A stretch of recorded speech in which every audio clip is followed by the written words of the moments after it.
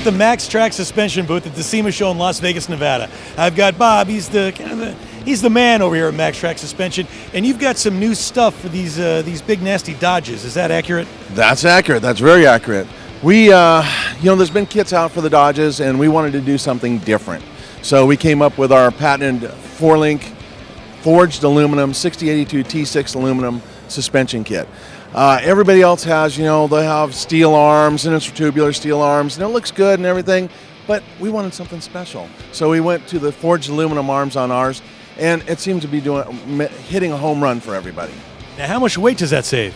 It really, the funny thing is it doesn't really save any weight. Being that's aluminum, but it's a big aluminum, so it's not something that's real small.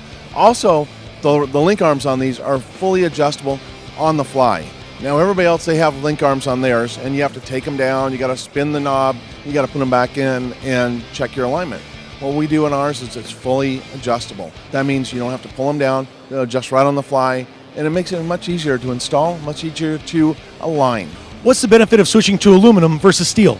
Well, basically, we wanted to do aluminum just for the appearance, really, to tell you the truth. It looks big, it looks massive, it looks beefy. That's what we wanted to get when we were doing this. And is this a bolt-in product? This kit, the amazing thing about this kit is the whole kit is completely bolt-in. You don't have to drill a hole, you don't have to cut anything off, you don't have to grind, nothing. There is no other kit out there on the market for these Dodges that you actually don't have to cut or drill or anything else on. Ours is the only one out there. Tell me what's included in the kit. Well, this kit is actually really unique because, again, we're doing our forged aluminum 4-link. But if you don't have the money or to spend for the forged aluminum 4-link, we do make a base model kit also. So the kit comes either 4-inch or 6-inch increments, okay?